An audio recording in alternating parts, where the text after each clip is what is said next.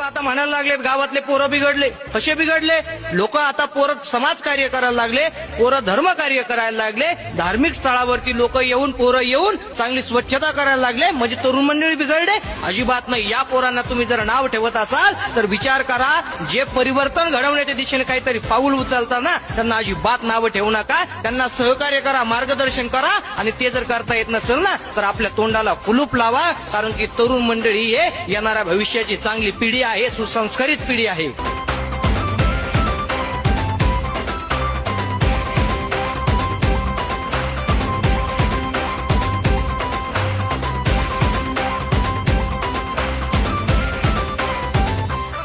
कोणी भिडणार नाही, कोणी नडणार नाही, आपला जबराट दरार आहे र.